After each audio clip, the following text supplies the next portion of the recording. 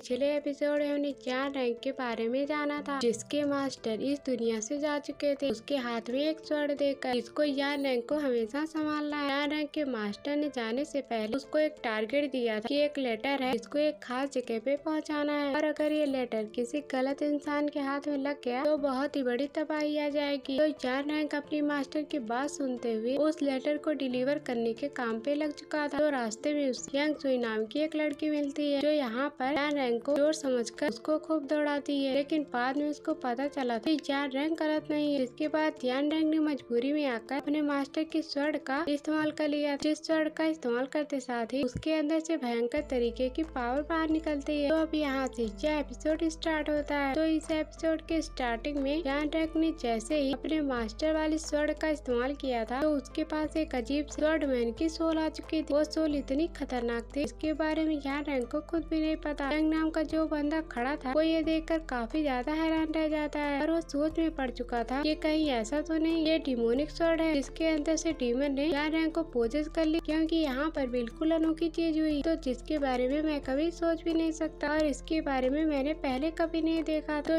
यार रैंक जो था वो सीधा जैंग के साथ जाके भिड़ जाता है। वो उसके ऊपर अटैक करना शुरू कर चुका था। जैंग अपनी पावर का इस्तेमाल करते हुए उसके अटैक को रोकता तो है, लेकिन यार रैंक बिल्कुल पागल हो चुका था। उसको तो होश ही नहीं था और उसको पता ही नहीं था कि वो किसके ऊपर अटैक कर रहा है। इतनी वो फाइट कर रहा था, उसे वो फाइट करवा रही थी उसकी उसको पोजेस करते हुए, जिसकी वजह से वो जो जैंग था वो ढंग से टिक नहीं पाता। वो अपनी ब्रश का इस्तेमाल करता है, वो बस एक खास तरह का ब्रश था। वो उसी टेक्निक का इस्तेमाल करते हुए यार रैंक के ऊपर अटैक करने की कोशिश करता है, लेकिन यार रैंक अपनी स्वord की मदद से उसके सारे के सारे अटैक को डिस्ट्रॉय कर देता है। जैंग तो यहाँ पे कुछ कर ही नहीं पा रहा था, जो देखकर वो जैंग खुद ही हैरान रह जाता है कि मेरे एक भी अटैक इसके ऊपर असर क्यों नहीं कर रहे। अभी तो ये यार रैंक काफी ज्यादा कमजोर नजर आ रहा था और ये स्वord हाथ में लगाते ही ये इतना ज्यादा भयंकर कैसे हो गया। लेकिन तभी जैसे तैसे वो अपनी जान यार रैंक से अपनी जान बचा ही लेता है, जिस वजह से यार रैंक के हाथों से वो स्वord छूट चुकी थी और स्वord के छूटने साथ ही यार रैंक अपनी पोजीशन से बाहर आ जाता है और वो कहता है क्या हुआ मेरे साथ, मुझे तो कुछ याद ही नहीं है। और जैसे वो दोबारा से स्वord के ऊपर हाथ रखता है, वो स्वord फिर से एक्टिवेट हो चुकी थी और वो यार रैंक को उठा के वहाँ से दूर ले जाने लगती है। तो यार रैंक कह रहा क्या हो रहा है, छोड़ो मुझे, ये कैसी स्वord है, मुझे कंट्रोल करने की कोशिश कर रही है। तो यहीं पे यांग सुई जो वो यार रैंक को ढूंढ रही, वो कह रही यार रैंक बिल्कुल सही कह रहा था, तो प्लेट सेक्ट वालों ने मुझे चारों तरफ से घेर लिया और ये मुझे मारने की कोशिश कर रहे हैं। और अगर मेरे मास्टर ने नहीं कहा होता ना किसी के भी बिना मतलब के जान लेने के लिए, तो मैं कब का इन सबको मौत के घाट उतार देती। बस अपने मास्टर के कहने की वजह से इन लोगों की जान यहाँ पे बख्श रही हूँ, लेकिन ये तो मेरे पीछे ही पड़ गए। लेकिन जैसे वो आगे बढ़ती वहाँ पे यार रैंक आ जाता है, क्योंकि उसके स्वord ने उसको यहाँ पर लाके पटक दिया था। तो यार रैंक यहाँ यांग सुई को देखकर कहता है तुम, मेरे स्वord ने मुझे तुम्हारे पास लाके पटक दिया। यांग सुई जो थी उसको वो लेटर यार रैंक के पास दिखाई दे जाता है, जिसको वो देखकर हैरान रह चुकी थी कि आखिरकार ये चीज क्या है और उसको पता नहीं चलता कि ये कौन सा लेटर है और यार रैंक को कौन सी जिम्मेदारी दी गई है इस लेटर के मुताबिक। तभी वहाँ पे जैन और बाकी सभी रेड सेक्ट के बंदे थे, उन्होंने यार रैंक को चारों तरफ से घेर लिया था। वो लोग यांग सुई से कहने लग जाते हैं तुम यहाँ से साइड हो जाओ, क्योंकि इस बंदे के बाद जो स्वord है ना वो एक डिमोनिक स्वord है और डीमन पावर हो चुका है, इसीलिए उसको मारना पड़ेगा, हमारा रास्ता खाली कर वरना तुम भी इसके साथ मारी जाओगी। तो बाकी जो ब्लेड सेक्ट के बंदे थे वो सभी यहाँ से जैंग से कहने लग जाते हैं इस लड़की को मत छोड़ना, इसने हमारे एक बंदे का सर धड़ से अलग कर दिया और ये हमारे टाउन के अंदर घुसना चाह रही थी, हमें कोई जासूस लगती है। तो यार रैंक के साथ साथ हम इसको भी मार देते हैं और हमारा काम हो जाएगा। ये चीज देख कर यांग सुई जो थी वो कह रही थी अगर मेरे यहाँ पर यार रैंक को रस्सी से नहीं बांधा होता ना, तो वो कब ये गाँव छोड़कर जा चुका होता। वो सिर्फ मेरी वजह से यहाँ पे फंस चुका है और ये गाँव छोड़कर नहीं जा पाया। वो मुझसे कह रहा था कि मुझे इस गाँव से जाना है वरना लोग उसको मार देंगे, तो अब मेरी वजह से यार रैंक यहाँ पे फंसा हुआ है, तो जिम्मेदारी मेरी है कि मैं उसकी जान बचाऊं। वो अपनी स्वord निकाल कर यहाँ पे तैयार हो चुकी थी उन सभी से लड़ने के लिए और वो सभी से कह रही थी अगर किसी ने भी यार रैंक के ऊपर हाथ लगाने की कोशिश की ना तो मैं उसको जिंदा नहीं छोड़ूंगी, सभी लोग यहाँ से साइड हो जाओ। वो सभी लोग यांग सुई से कहने लग जाते हैं जरा एक बार नजर घुमा के सबको देख तो लो कि कितने लोग यहाँ तुम्हारे सामने खड़े हैं, तुम सबसे अकेले लड़ लोगी सपने में भी नहीं, और वैसे भी तुम सपना देखना छोड़ दो। ये सुनकर यांग सुई को गुस्सा आ जाता है, जैसे ही अपनी स्वord की पावर एक्टिवेट करती है वहाँ पर एक भयंकर धमाका हो चुका था और इस टेक्निक का वो जो जैंग था वो यहाँ पे समझ जाता है और स्वord में सीखने के बाद ही हासिल होती है। तो आखिरकार ये टेक्निक यांग सुई के पास कैसे है, तो इसका मतलब ये है ये लड़की कोई मामूली लड़की नहीं है, किसी पावरफुल सेक्ट से आती होगी जो इस लड़की को मार करना भी किसी और से पंगा नहीं लेना चाहता। तो वो उस लड़की से कहता है तो फिर ठीक, अगर तुम्हें यहाँ रैंक को लेके जाना है तो तुम लेकर जाओ, हम तुम्हारा कुछ नहीं करेंगे। और उसने यहाँ पे जेंग सुई के छोड़ दिया, लेकिन ये वो जो कमांडर थी उसको पसंद नहीं आई थी। आखिर जेंग ने यान रैंक को पकड़ कर छोड़ क्यों दिया। एक सिपाही पूरी सेक्ट की लाश गिरा देती है, उसने उसको जान से मार दिया था क्योंकि इस बेचारे सिपाही ने यहाँ जेंग की करतूत बता दी, उसने यहाँ रैंक को छोड़ दिया।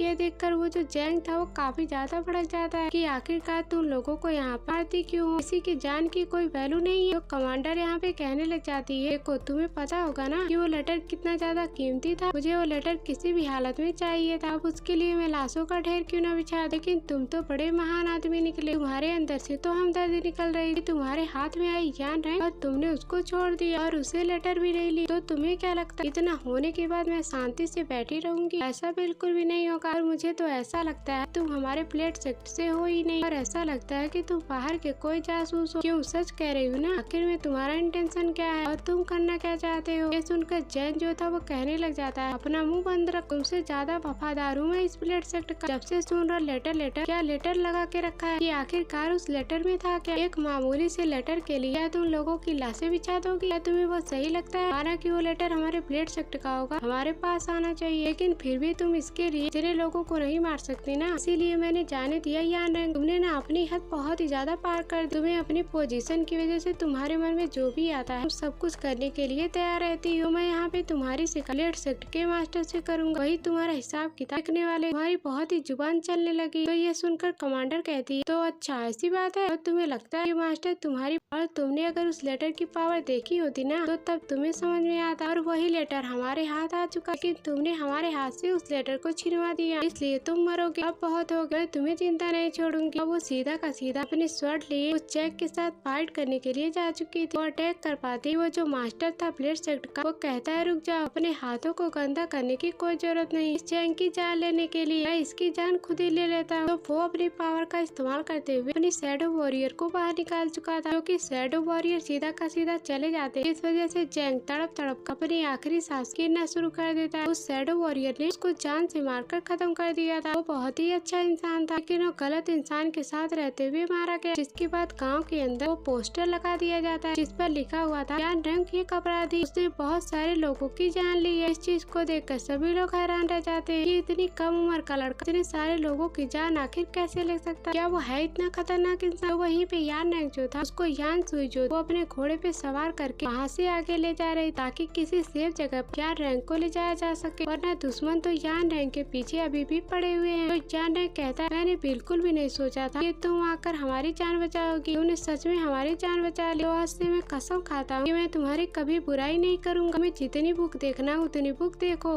लेकिन उससे मुझे कोई मतलब नहीं। आज के बाद मैं तुम्हारी बुराई नहीं करने वाला हूँ, बहुत अच्छी और बहुत प्यारी लड़की हो। तो यांग सुई जो थी वो यहाँ पे यान रैंक से कहने लग जाती है, तुम्हें पता है कि तुम्हारी ये स्वॉर्ड कैसी है? जैसे ही तुमने इस स्वॉर्ड को हाथ लगाया ना, ये मानो कि तुम बिल्कुल पोजेस हो गए थे, और ऐसा लग रहा है ये कोई डिमोनिक स्वॉर्ड है, तुम्हारे ऊपर कंट्रोल हासिल करना चाहती है। ये स्वॉर्ड तुम्हें मिली कहाँ से? आखिरकार इसका राज क्या है? कि सच बताऊं मैंने ऐसी स्वॉर्ड अपनी जिंदगी में कभी नहीं देखी। तो यान रैंक कहता है, क्या सच में सच कह रही हूँ? मेरी स्वॉर्ड डिमोनिक स्वॉर्ड कैसे बन सकती है? ये तो बहुत अच्छी स्वॉर्ड है, इसको हमारे मास्टर संभाल के रखा करते थे हमेशा अपने पास, हालांकि उन्होंने कभी इसका इस्तेमाल नहीं किया, लेकिन ये स्वॉर्ड उनके लिए जान से भी बढ़कर थी। तो ये स्वॉर्ड आखिरकार डिमोनिक स्वॉर्ड कैसे हो सकती है? तो मैं नहीं मानता कि ये स्वॉर्ड डिमोनिक स्वॉर्ड है। तो ये सुनकर यांग सुई हैरान रह जाती है, इस स्वॉर्ड का असल तुम्हारे मास्टर को ही पता होगा, वो ही बता सकते हैं कि आखिरकार उनके पास ये स्वॉर्ड आई कहाँ से और इसकी असल में ताकत है क्या? तो यान रैंक उसे बताने लग जाता है, करीब 10 साल पहले मेरे मास्टर के ऊपर कुछ लोगों ने हमला किया था, वो लोग यहाँ मेरे मास्टर की स्वॉर्ड छीनने के लिए आए हुए थे। स्वॉर्ड के बचाने के चक्कर में और मुझे बचाने के चक्कर में मेरे मास्टर ने अपनी जान गंवा। तो उन्होंने कहा था ये स्वॉर्ड कभी भी किसी गलत इंसान के हाथों में ना लगे, तो मैंने इस उनकी कब्र के पास ही पत्थर के नीचे जाके छुपा दिया था। मैंने खुद 10 साल तक इस स्वॉर्ड का इस्तेमाल नहीं किया, वो तो मजबूरी आई तो मुझे जानबूझकर ये स्वॉर्ड निकालना पड़ा। तो सच बताओ तो मुझे कोई जानकारी नहीं है इस स्वॉर्ड के बारे में, ये स्वॉर्ड कैसी है और असल में मेरे मास्टर के पास कैसे आया, उस स्वॉर्ड का ओरिजिन क्या है, इसके बारे में नहीं जानता। इसके बाद दोनों आ जाते हैं उसी टेम्पल में रहने के लिए। इस टेम्पल के अंदर यान रैंक के मास्टर ने उसको छुपा दिया था, दुश्मनों ने उसके ऊपर हमला किया था। तो फिर यान रैंक कहता है 10 साल बाद मैं इस जगह पे आ रहा हूँ और ऐसा लग रहा है कि पुरानी यादें ताजा हो, क्योंकि इतनी बुरी यादें, जबकि यहीं पर मेरे मास्टर जान गई। जेंग सुई कहती है मुझे लगता है ना तुम्हारे मास्टर को पहले से ही पता ये स्वर्ण कोई मामूली स्वर्ण नहीं है, ये कोई इविल स्वर्ण, इसलिए उन्होंने कहा कि स्वर्ण को कहीं छुपा दिया जाए और तुम्हें भी इस्तेमाल करने से मना किया था कि कहीं इविल पावर तुम्हें पोजेस न कर दो। चान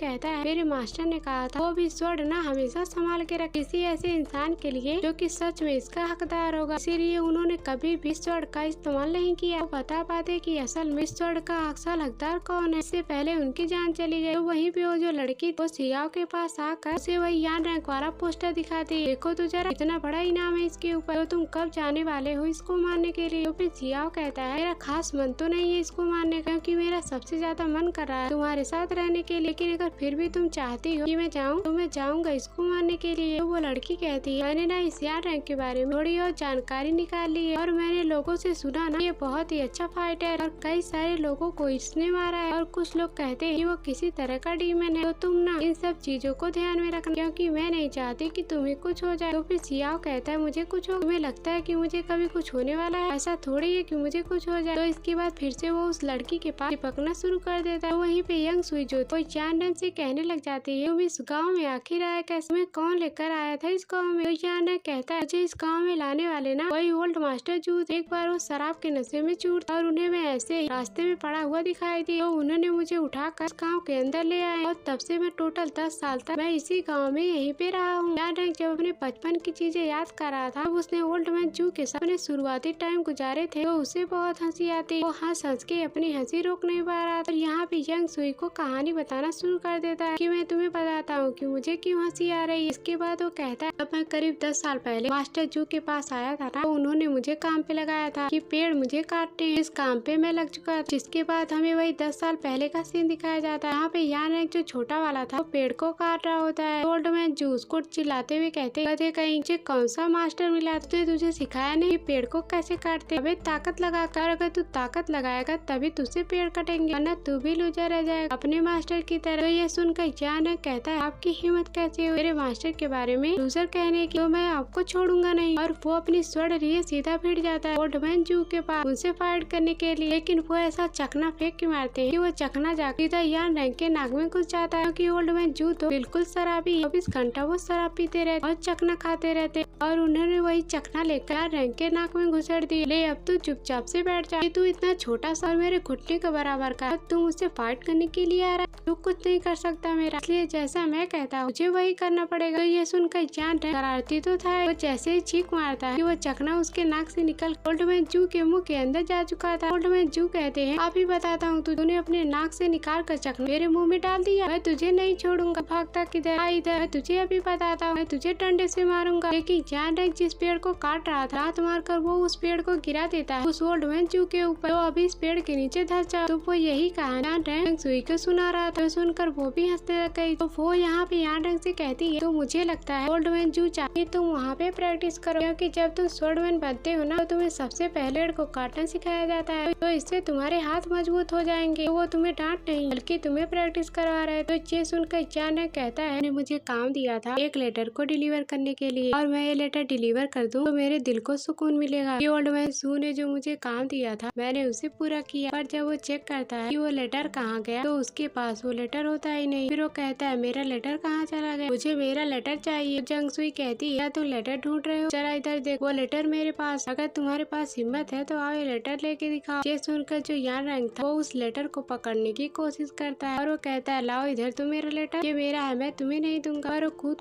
कर जंग सुई से वो लेटर लेने की कोशिश कर रहा। वो कहती है कि आखिरकार इस लेटर में है क्योंकि तुम इसके लिए इतना दीवाने हुए पड़े हो। जान रैंक कहता है मुझे भी नहीं पता, लेकिन मेरा खास काम है इस लेटर को पहुँचाना, तो मैं इसको पहुँचा के रहूंगा। वो जैसे लेटर लेने की कोशिश करता है यान रैंक कहा जंग सुई के कहीं और ही लगने वाला, वो तुरंत ही अपने हाथ को रोक लेता है वरना तो यहाँ पे गड़बड़ हो जाती। तो यंग सुई कहती है तुम मुझे इधर उधर छूने की कोशिश कर रहे थे ना, मैं तुम्हें बहुत मारूंगी। वो मार कर यान रैंक एकदम लाल कर देती और यान रैंक उसको पकड़ के उस लेटर को छीनने की कोशिश कर रहा था। ये बहुत ही फनी सीन था। वो कहती है आओ आओ क्या हो तुम्हारे पैर दर्द हो गए क्या, तुम थक गए क्या, उसे एक लेटर नहीं लिया जा रहा है, इस लेटर को लेके दिखाओ। इसके बाद वो दोनों इस लेटर को छीनने लग जाते। लेटर छीनने की वजह से वो लेटर हवा में उड़ता है और अब वो लेटर खुल जाता है और जैसे वो लेटर खुला वो सीधा का सीधा आके गिरता है जान रैंक के ऊपर। जान रैंक के ऊपर लेटर गिरते साथ जान रैंक किसी अलग ही वर्ल्ड के अंदर पहुंच जाता है और जो वर्ल्ड था वो सीधा का सीधा उसी लेटर की दुनिया का अंदर का सीन था। यान रैंक बिल्कुल हैरान था और वो बिल्कुल शॉक्ड में जा चुका कि आखिरकार यहाँ क्या हुआ और मैं यहाँ पे कैसे आ गया। तो उसको वहाँ पर किसी ओल्ड मैन की आवाज सुनाई देती। कोई बंदा था जो कि उस लेटर के अंदर रहता है, मतलब कि ये मामूली लेटर नहीं था, ये बिल्कुल ही एक अलग ही दुनिया है। तो इसी वजह से ब्लेड सेक्टर वाले इस लेटर के पीछे पड़े हुए थे। यहाँ पर आते साथ यान रैंक के चारों तरफ एक अलग तरह की स्पिरिचुअल एनर्जी घूमने लगती है। उस एनर्जी ने यहाँ पर यान रैंक को चारों तरफ से घेर लिया और वो उसके अंदर जाके समा रही होती है। और ये जो स्पिरिचुअल एनर्जी थी वो किसी तरह के बहुत ही कमाल की टेक्निक लग रही थी, कि स्वॉर्डमैनशिप से रिलेटेड थी। वो हर एक स्पिरिचुअल एनर्जी और स्वॉर्डमैनशिप की जो टेक्निक उसका अलग अलग स्टेप क्रिएट कर रही थी। इसके बाद देखते ही देखते पूरी की पूरी टेक्निक जाकर समझ आती है यान रैंक के अंदर। वो जो आवाज आ रही थी बंदे की, वो कह रही थी अभी कोई इंसान स्वॉर्डमैन बनता है तो उसके लिए उसकी स्वॉर्ड सबसे ज्यादा कीमती चीज होती है। इंसानों को अपनी जान लगा देनी चाहिए अपनी स्वॉर्ड के लिए, और स्वॉर्डमैन बनना बहुत ही बड़ी जिम्मेदारी है। स्वॉर्डमैन की जो स्वॉर्ड है वो हमेशा उठनी चाहिए सच्चाई के लिए, इंसाफ के लिए और इंसान के न्याय के लिए। वो इंसान के ऊपर डिपेंड करता है वो अपनी स्वॉर्ड का इस्तेमाल अच्छाई के लिए करता है या फिर बुराई के लिए करता है। उसी तरह से ये भी चीज तुम्हारे ऊपर डिपेंड रहेगी। जो टेक्निक तुम्हें यहाँ पे मिल रही है, जो स्वॉर्ड तुम्हें यहाँ पे मिली है, उसका इस्तेमाल तुम किसके लिए करते हो, चाहे तुम अच्छाई के लिए चाहे तुम बुराई के लिए करो, ये तुम्हारे ऊपर डिपेंड होगा। यान रैंक को बहुत ज्यादा तकलीफ हो रही थी क्योंकि उसके अंदर जाने किस तरह की टेक्निक जा रही थी, इसके बारे में उसने कभी सोचा भी नहीं था। वो आवाज कहती है ये टेक्निक जो है उसके अंदर हेवन और अर्थ की और एनर्जी भरी हुई है। ये तुम्हारी स्वॉर्डमैनशिप की स्किल को इस तरह से एडवांस करेगी, शायद इस दुनिया में तुम्हारे जैसा कोई स्वॉर्डमैन होगा। यान रैंक बिल्कुल अपने होशो हवास को खो चुका, वो बिल्कुल हैरान रह जाता है, ये मेरे साथ क्या हो गया। मैं अपने अंदर ऐसी पावर को महसूस कर पा रहा हूँ जैसा कि मैंने इससे पहले कभी महसूस नहीं किया था। इसके बाद देखते ही देखते इतनी भी एनर्जी थी वो मास्टर का रूप धारण कर लेती। वो एनर्जी किसी सोल का फिगर ले चुकी जो आकर खड़ा हो जाता है यान रैंक के बिल्कुल सामने, और वो यान रैंक को यहाँ पे चैलेंज करता है, आओ और मुझसे लड़के दिखाओ, जो भी तुम्हें एनर्जी मिली है ना उसका इस्तेमाल करते हुए। यान रैंक तुरंत ही उसके पास स्वॉर्ड थी उसको बाहर निकालता है और वो उस स्वॉर्ड का इस्तेमाल करते हुए उस सोल के साथ फाइट करना शुरू कर देता है। ये वही सोल थी जो यहाँ पर यान रैंक को इस टेक्निक के बारे में गाइड कर रही है। सोल बिल्कुल उसी सोल से मैच कर रही थी जो सोल यहाँ पर यान रैंक को स्वॉर्ड को छूने के बाद बाहर निकली। यान रैंक जैसे ही अपनी स्वॉर्ड को छू उसके सामने को तो नजर आ रहा था कि वो सोल के साथ फाइट कर रहा है, लेकिन वो रियलिटी में मारने लग गया। यांग सुई हैरान रह गई थी, क्या हो गया यान रैंक को, तुम होश में हो ना, जरा मुझे पहचान, मैं हूँ यांग सुई, मुझे क्यों मार रहे हो। लेकिन यह रियलिटी में यांग सुई को मार रहा था, लेकिन यान रैंक को नजर आ रहा था कि वो सोल के साथ फाइट कर रहा था। तो फिर वो उसी सोल के साथ फाइट करना शुरू कर देता है। वो अपने उसी स्वॉर्ड का इस्तेमाल करता है और उस सोल के साथ भयंकर वाली फाइट कर रहा था। वो इतना ज्यादा उस सोल को मार रहा उतनी ही ज्यादा हालत खराब हो रही थी। यांग सुई हैरान थी, ये तो मुझे मार डाले, इसको हो क्या गया, इसको कौन पोजेस कर लिया, ये तो अपने होश में ही नहीं है। वो सोल यहाँ पे रैंक को और भी ज्यादा गाइड कर रही होती, अपने दिल की गहराइयों से टेक्निक को समझो, टेक्निक में मास्टरी हासिल कर, ये तभी तुम कर पाओगे जब तुम अपनी स्वॉर्ड को अपनी जिंदगी बना लो, तभी जाकर तुम हेवन और अर्थ की असल सच्चाई पता चलेगी। हेवन और अर्थ को तुम्हें जीतना है, इसके लिए तुम्हारा सबसे पहला काम वही है, तुम्हें अपनी जिंदगी बनाना पड़ेगा। इस तुम्हारी स्वॉर्ड को, तुम्हारी स्वॉर्डमैनशिप की स्किल को और तुम्हारी हिम्मत और तुम्हारी ताकत। यांग रैंक तो यहाँ सोल के साथ फाइट कर रहा था, लेकिन यहाँ पर यांग सुई जो वो एकदम परेशान हो चुकी, तो यहाँ पे बार बार यान रैंक को रोकने की कोशिश कर रही होती है, जानबूझ के अटैक नहीं कर रही होती क्योंकि यान रैंक अपने होश में नहीं है। वो उल्टा अटैक जाकर यहाँ पे यान रैंक को लग जाएगा और इससे उसको नुकसान हो सकता है। तो इस वजह से वो खुद को उससे बचाने की कोशिश कर रही ताकि यान रैंक को चोट ना लग जाए और वो उसको नुकसान ना पहुँचा दे। लेकिन यान रैंक अपने पोजीशन से बाहर आने के लिए तैयारी नहीं था, अभी भी होश में नहीं आ रहा था। अंधाधुन यहाँ पे अटैक किया जा रहा था, उसके अंदर से इतनी पावर बाहर निकल रही, शायद कभी जिंदगी उसके अंदर से इतनी पावर बाहर नहीं निकली होगी। यान रैंक यहाँ पे उस सोल को अच्छी टक्कर दे रहा होता है, लेकिन फिर भी वो सोल उसके साथ ज्यादा स्ट्रॉन्ग था। वो सोल भी यहाँ पे यान रैंक के हर एक अटैक से बचने की कोशिश कर रही थी। जहाँ चाहे यान रैंक स्टेप गलत होता तो उसको गाइड करती, तुम्हें ये नहीं करना बल्कि तुम्हें ये वाला स्टेप करना है, तो इसकी वजह से तुम्हारे अटैक और भी ज्यादा स्ट्रॉन्ग हो सकते हैं। तो जैसे जैसे वो सोल गाइड कर रहा था वैसे वैसे यहाँ पर यान रैंक उसी स्वॉर्ड को चलाता है, जिस वजह से वो बिल्कुल किसी डीमन की तरह पावरफुल वॉरियर की तरह नजर आ रहा था। उसको देखकर यांग सुई हैरान रह जाती है, बिल्कुल ही इंसान नहीं लग रहा और ऐसा लग रहा है कोई ऐसा वॉरियर बन चुका है जिसके सामने कोई टिक ही नहीं सकता। लेकिन तभी वो यहाँ पर यान रैंक को रोकने के लिए रस्सी निकालती और फटाक से जाती है। यान रैंक को पूरी तरह से रस्सी से बांध चुकी थी, सब तो रुक जा, खुद को भी नुकसान पहुँचाएगा और मुझे तो रस्सी से बंधने की वजह से थोड़ी बहुत यहाँ पर यान रैंक के अंदर शांति आती है। लेकिन अब इस टेक्निक के मिलने की वजह से यान रैंक कितना स्ट्रॉन्ग हो, उसके पास कितनी पावर है, हमें आगे के एपिसोड में पता चलेगा। तो इस सीन के दिखाते साथ एपिसोड यहीं पर एंड हो जाता है। Thanks for watching.